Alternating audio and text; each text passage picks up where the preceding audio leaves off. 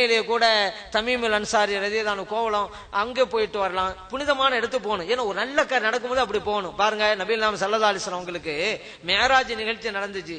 அப்ப என்ன செஞ்சா அல்லாஹ் தஆலா ஃபர்ஸ்ட் ஜியாரத்துக்கு தான் அனுப்பி கொண்டு போறான். அங்க கொண்டு போறான், வாங்க பைத்துல் முகத்துக்கு வாங்க, எல்லா நபிமார்களையும் அங்க சந்திங்க, ஜியாரத்து பண்ணுங்க, அப்புறம் வாங்க என்னுடைய சமூகத்திற்கு.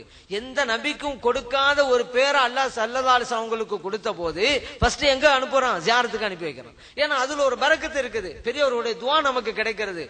துஆ ஹஸரத் கூட சொன்னாங்க, ஸல்லல்லாஹு அலைஹி வஸல்லம் கூட துஆ செய்யுங்க அப்படின்னு உமர் ரலியல்லாஹு அன்ஹு சொன்னாங்க அப்படின்னு. காரணம் என்னன்னு சொன்னா அடுத்தவங்க துஆ செய்யும்போது அந்த நன்மை நமக்கு கிடைக்குது. அப்ப பெரியாருடைய ஜியாரத்துக்கு போய் எங்களுக்காக வேண்டிய அல்லாஹ்ட்ட நீங்க துஆ செய்யுங்க அப்படிங்கிற வேண்டுகோளை வச்சுட்டா நம்முடைய பயணம் நல்ல விதமா அமையும். ஏன்னா இறை நேசருடைய துஆ அல்லாஹ் தஆலா அங்கீகரிச்சிருவான்ல. அதனால இது போன்ற முக்கியமான ஜியாரத்துகளையும் நாம் செய்ய வேண்டும்.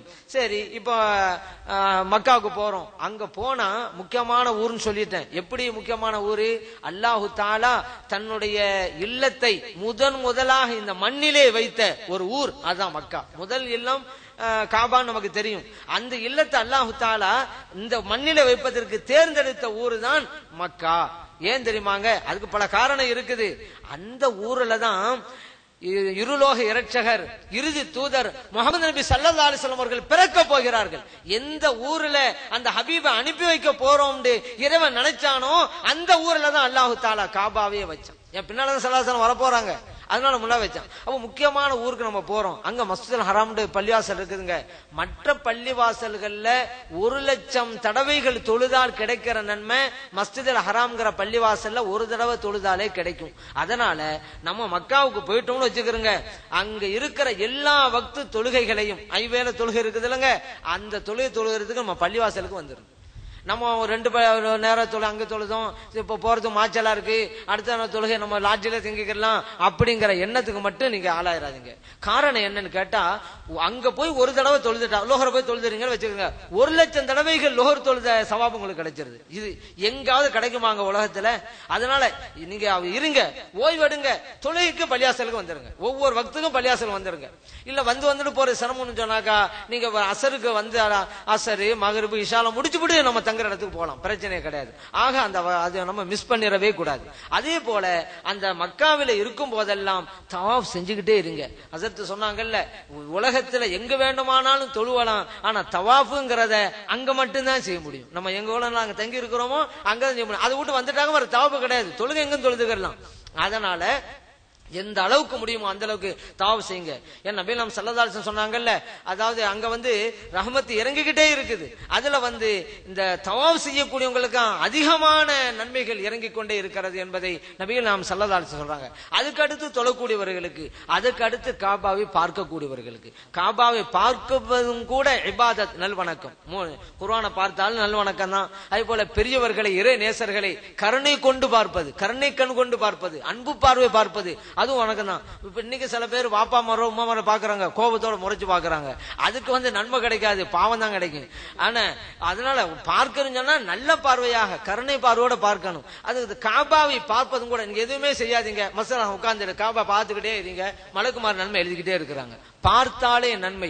அதனால அந்த ஒரு தவாஃபையும் காபாவை பார்க்குதல்ங்கிற அந்த இபாதத்தையும் நீங்க நிறைய நீங்க செய்ய வேண்டும். அடுத்து இந்த ஹஜ்ஜுடைய மாதங்கள் அப்படிங்கிறது ஒரு குறிப்பிட்ட மாதங்கள் தான். அல்லாஹ் தஆலா குர்ஆன்ல சொல்லிட்டான், அல் ஹஜ்ஜு அஷ்ஹுரும் மாலூமாத், ஹஜ் என்பது ஒரு குறிப்பிடப்பட்ட மாதங்கள்ல தான் இது நிறைவேற்ற முடியும். அது என்னது? ஷவ்வால் மாதம், துல்காதா மாதம், துல்ஹஜ் மாதத்துல 10 நாட்கள், இதுதான் ஹஜ்ஜுடைய மாதங்கள். இப்ப அதனாலதான் ஹஜ்ஜுடைய மாதத்தை தான் எல்லாமே புறப்பட்டு போறாங்க. உம்ராங்கிறது எப்ப வேண்டுமானாலும் செய்யலாம், வருடம் முழுவதும் செஞ்சுக்கிட்டே இருக்கலாம். இப்ப ரமதான்ல கூட பாப்பீங்க எவ்வளவு செல்வந்தர்கள் போறாங்க வர்றாங்க, எல்லாம் சாதா காலத்திலும் போய்கிட்டே வந்துகிட்டே இருக்கலாம், அப்படி வந்து போய்கிட்டு தான் இருக்கிறாங்க. வருடம் முழுவதும் தவாஃப் நடந்துகிட்டே இருக்குதுங்க. இந்த உலகத்துல நிற்காமல் ஒரு காரியம் நடந்துகிட்டே இருக்குன்னு சொன்னா தவாஃப் தாங்க, நிக்கிறதே இல்ல. இந்த ஐவேளை தொழுகை ஜமாத் நடைபெறும் போது மட்டும்தான் தவாஃப் அங்க நிக்கும், எல்லாம் தொழுகையில சேர்ந்துருவாங்க. சலாம் கொடுத்துட்டான்னு வச்சுக்கிற இமாமு முஹம்மது சலாம் கொடுத்துட்டா அவர் உடனே தவாஃப் ஆரம்பிச்சு. இப்படி இடைவிடாமல் நடந்து கொண்டே இருக்கிறது தவாஃப். இல்ல ஒருத்தருமே இல்லையா தவாஃபுக்கு அப்படிங்கிற ஒரு நேரத்தை எந்த ஒரு மணி துளியிலும் ஒரு நொடி பொழுதிலும் உங்களால பார்க்கவே முடியாது. எல்லா நேரத்திலும் தவாஃப் நடந்துகிட்டே இருக்குது. அப்ப ஹஜ்ஜுங்கிறது குறிப்பிட்ட மாதத்துல தான் செய்யணும். அப்ப ஃபர்ஸ்ட் இங்கேருந்து போகக்கூடியவங்க வந்து தமத்துவம் அப்படிங்கிற நிலையை தான் மேற்கொண்டு போறாங்க. பொதுவாக இந்த ஹஜ்ஜுக்கான புறப்பட்டு போறதுல எஹ்ராம் கட்டுறதுல 3 வகை இருக்குங்க. ஒன்னு இஃப்ராத், ரெண்டாவது தமத்து, மூணாவது கிரான் அப்படின்னு சொல்லுவாங்க. இஃப்ராத்ண்டா இந்த ஹஜ்ஜுடைய மாசத்துல ஹஜ்ஜுக்காக வேண்டி ஏஹ்ராம் கட்டிக்கிட்டு போறது. இங்கேருந்து போகும்போதே ஹஜ்ஜுடைய நியத்துல ஏஹ்ராம் கட்டிக்கிறது. ஹஜ்ஜுடைய நாள் வர வரைக்கும் ஏறாமலே இருக்கிறது.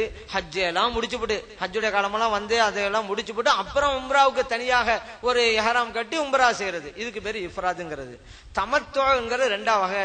இது எப்படின்னு கேட்டா இந்த ஹஜ்ஜுடைய மாசத்துல புறப்பட்டு போறவங்க ஹஜ்ஜுக்காக வேண்டி ஏறாம் கட்டுறது இல்லைங்க, உம்ராவுக்காக வேண்டி ஏறாம் கட்டுறது. இப்ப இந்தியாவில இருந்து போகக்கூடியவங்க எல்லாமே அப்படிதான் போயிட்டு இருக்கோம். இந்த தமத்துவங்கிற முறையில தான் போயிட்டு இருக்கோம். இப்ப நம்ம இப்ப இங்கேருந்து போற ஹாஜிகள் எல்லாம் உம்ராவுக்காக தான் ஏறாம் கட்டுறோம். இப்போ போன உடனே உம்ராவை முடிச்சிருவோம். முடிச்ச உடனே மறுபடியும் நம்ம நார்மலுக்கு வந்துடும். இப்ப இப்படி நம்மளே அப்படி சட்டை வேட்டியெல்லாம் போட்டுருவோம், அந்த நிலைக்கு வந்துடும். உம்ரா முடிச்சுட்டா முடிஞ்சு போச்சு. அப்புறம் ஹஜ்ஜுடைய நாள் நெருங்கும் போது அது துல்ஹஜ் மாதம் பிற 8 அவன் ஹஜ்ஜுக்காக வேண்டி ஏறாம் கட்டி ஹஜ்ஜை முடிப்போம். இப்ப ஃபர்ஸ்ட் உம்ரா, 2வது ஹஜ், இது தமத்தோ. இப்ப நம்ம மேற்கொள்றது இந்த தான். 3வது கிரான் வாங்க, ஒரே நியத்துல 2ஐயும் கொண்டு வந்துடுறது. எது ஏறாம் கட்டும் பொழுது ஹஜ்ஜுக்காக வேண்டி நான் ஏறாம் கட்டுறேன், அதே போல உம்ராக்கா வேண்டி ஏறாம் கட்டுறேன், ஒரே இதுல. இவர் வந்து போன பிறகு ஏறாமலே தான் இருப்பாரு. ஹஜ்ஜி உம்ரா ரெண்டுமே அந்த ஒரு ஏஹ்ராம்லயே செஞ்சு முடிப்பாரு. இதுக்கு பேரு கிரான் அப்படின்னு பேரு. இப்ப நம்ம மேற்கொள்ற முறைகள் தமத்தோன்னு ஏற்கனவே சொல்லியிருக்கிறேன். அப்ப உம்ராவுக்காக தான் இங்க ஏஹ்ராம் கட்டுறோம். எஹ்ராம் அப்படின்னா என்னங்க, ஹராம் ஆக்குதல் அர்த்தம். எஹ்ராம் ட்ரெஸ் ஏஹ்ராம் கட்டுறாங்க, ஏஹ்ராம்ட உடை உடுத்துறாங்க அப்படின்னா ஏஹ்ராம்ட நிலையில இருக்கிறேன் அப்படின்னு சொல்றோம்ல. எஹ்ராம்ட என்ன, ஹராம் ஆக்குதல். ஏன் இந்த பேர் வரணும் அப்படின்னு கேட்டா, இந்த ட்ரெஸ் போடுறதுக்கு முன்னால, இந்த எஹ்ராம்ட நியத்தை வைக்கிறதுக்கு முன்னால எதுவெல்லாம் கூடுண்டு இருச்சோ அது இந்த ஏஹ்ராம் கட்டுக்கு பின்னால கூடான்னு வந்துருது. மார்க்கெட் ஹலால் தான், கூடும்னு இருந்துச்சு, இப்ப கூடாது. இப்ப உதாரணத்துக்கு நறுமணம் பூசிக்கொள்வது, நகத்தை வெட்டுறது, அது போல முடி வெட்டுறது, வேட்டையாடுறது, இதுவெல்லாம் மார்க்கத்துல கூடுமான காரியம் தான். மனைவியோட சேர்றது இதுவெல்லாம் ஆகுமானது தான்.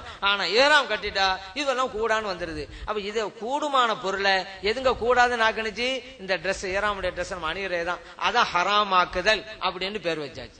எல்லாம் முடியறதுக்கு தஹலீல்னு பேர் வைப்பாங்க. எல்லா காரும் முடியும் தஹலீல்னா ஹலால் ஆக்குதல். எல்லாம் முடிஞ்சுட்டா மறுபடியும் நம்ம நார்மலுக்கு வந்துடும், கூடும்னு வந்துடும். இப்ப தொழுகையில கூட நீங்க பார்க்கலாம், ஃபர்ஸ்ட் நியத்து வச்சு அல்லாஹ் அக்பர் தக்பீர் கட்டுறோம்ல, முதல் தக்பீருக்கு தக்பீரத்துல் இஹ்ராம், ஹராம் ஆக்குகிற தக்பீர் தான் அதுக்கு பேரு.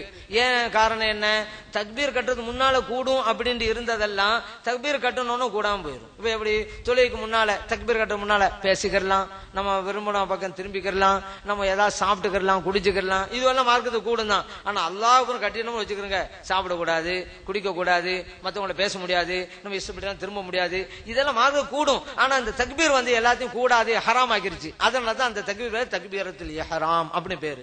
அதே போல இந்த ட்ரெஸ் நம்ம போடுறதும் மார்க்கத்துக்கு கூடுங்கிறத கூடாமல் ஆக்குகிறது. அதனால அந்த ட்ரெஸ்ஸுக்கு இஹ்ராம் அப்படின்னு பேர் வச்சிருக்கிறாங்க.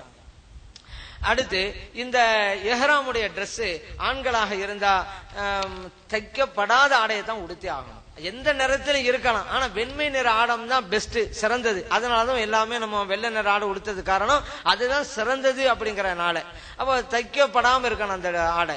அதே நேரத்துல பெண்களா இருந்தா அவங்க வளமையாக என்ன அணிஞ்சுக்கிட்டு இருக்கிறாங்களோ அதுதான். இப்ப பொதுவாக பெண்கள் சாதாரண காலத்திலே ஹஜ்ஜுக்கு போகல, சாதாரண காலத்துல எப்படி அணிஞ்சிருக்கணும், அவங்க முகம் தெரியலாம், 2 மணிக்கட்டு தெரியலாம், இதை தவிர உள்ள எல்லா பகுதியும் மறைத்தாகணுங்க. இதுதான் பெண்களுடைய அவுரத்து நம்ம சொல்லுவோம். அவங்க அந்த புர்கான்னு சொல்றோம்ல, அந்த இந்த நிலைமை தான் ஹஜ்ஜிலையும் தொடரும். ஹஜ்ஜுக்கு புது சட்டமெல்லாம் கிடையாது. ஆனா மற்ற காலங்களில் சரியா சில பேர் பேணுதறது இல்லை, அவ்வளவுதான் காரணம். அப்ப அவங்க அதை தச்ச அடையா அணிஞ்சுக்கிறலாம். அவங்க எப்பொழுதும் எதை மறைக்கணுமோ மறைச்சுக்கிற வேண்டியது. அப்ப அது தெரிய வேண்டிய பகுதி என்ன, முகமும் 2 மணிக்கட்டுகளும். இதுதான்.